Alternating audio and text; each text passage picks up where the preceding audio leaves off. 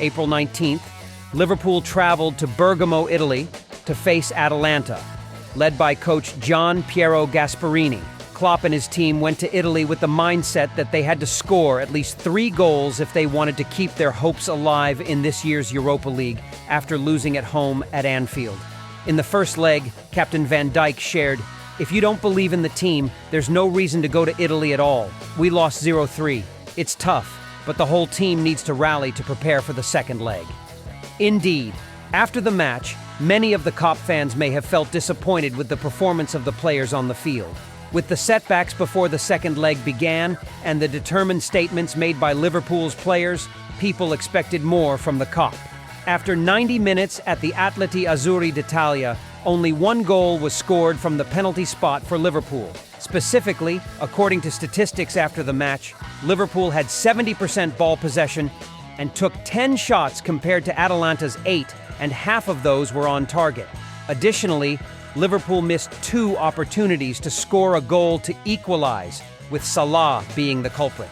The only goal of the match came from a handball by an Atalanta defender in the penalty box after a cross from Trent Alexander-Arnold in the 5th minute. Salah's successful penalty kick seemed to release some pressure and allow Liverpool to attack more freely for the rest of the match, but as Klopp had warned before the rematch, the important thing is Atalanta doesn't need to score.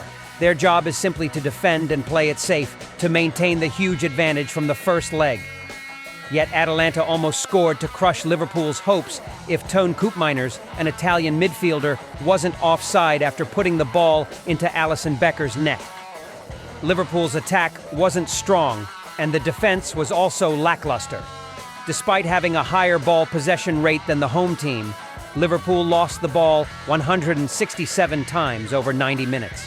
Several players underperformed for Liverpool in this match, including Mohamed Salah, Andy Robertson, Arnold, and Szoboszlai. First, Mo Salah, the Egyptian forward, was rated 6.7 by SofaScore, which is a disappointing score for a player expected to shine for Liverpool. In his 66 minutes on the field, he had 36 touches and passed accurately 20 out of 29 times, achieving a 69% success rate. He also lost the ball 11 times, and the missed chance after a pass from Gakpo, when there were only 5 minutes left in the first half, was disappointing. If that had been a better attempt from Salah or a pass to Diaz in a clearer position, things might have been different for Klopp's team before halftime. Notably, Salah hadn't scored in the previous 2 matches, from the first leg against Atalanta and then the 0-2 loss against Crystal Palace in the Premier League. Next is the Hungarian player, Dominik Szoboszlai. He was brought to Liverpool with hopes of becoming the new Steven Gerrard for the Anfield team, but since arriving in England, his influence on Liverpool has diminished after his first 3 promising matches. Specifically, in last night's match, with nearly 70 minutes on the field, all that remained was a lackluster performance from the 23-year-old midfielder. His expected goals and assist stats were just 0.04 and 0.08, respectively. Notably, his crossfield pass almost cost Liverpool if Alisson Becker hadn't saved the day. Szoboszlai was also responsible for Liverpool's 3rd conceded goal in the first leg due to losing possession. His disappointing performance resulted in him being substituted in the 67th minute. One cannot ignore the disappointing performances of Liverpool's fullback duo from last night's match. Arnold, a player expected to bring a lot to the team after his return, was also a witness to Liverpool's historic comeback against Barcelona in the Champions League in October 2019. However, Arnold should reflect on his own performance, with 28 times losing the ball, a shocking number for a fullback. Liverpool's right flank often had gaps that exposed the Kop's goal to risk of conceding.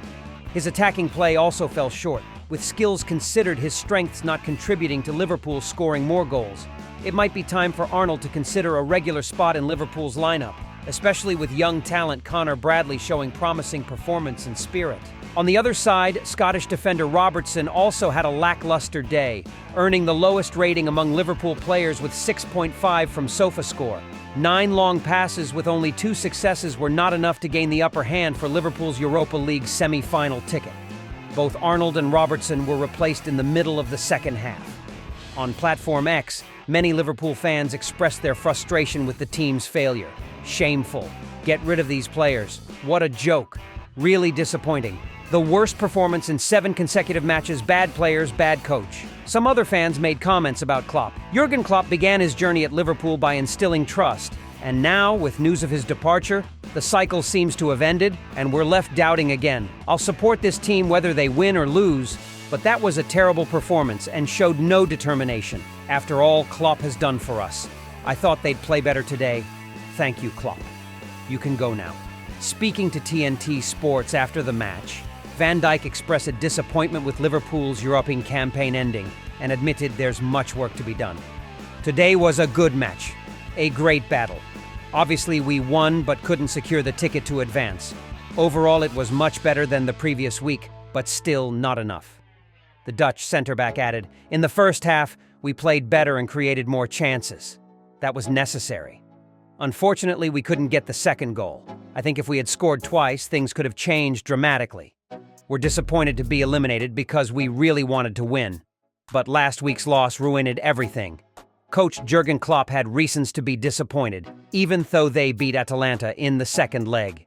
Through TNT Sports, Jurgen Klopp said, "Clearly we created our own big obstacle. I loved tonight's game with the desire and strength the boys showed. It was really tough, and we were too hasty at times. We won the game, and that's the response we wanted to show. It was tough, but they deserve to go through 100%. We have to focus on the Premier League, and that's exactly what we'll do from now on. We have a few days to recover to face Fulham in London. That's another match, but it will be tough. But once again, like I said, Atalanta deserve to go through, and I'm fine with that." When asked about Salah's form, the German coach said, "I'm not particularly concerned. That's what forwards do. That's what happens with forwards. It's part of the game. He scored from the penalty spot, but then there were missed chances. Clearly unlucky. I won't dwell on it."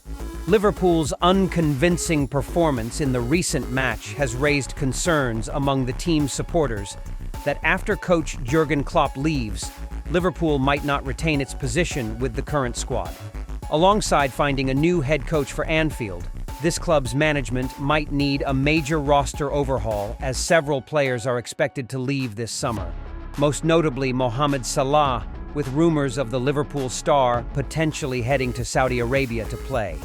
Additionally, Matip, Robertson, and Curtis Jones are also expected to leave in the next transfer window.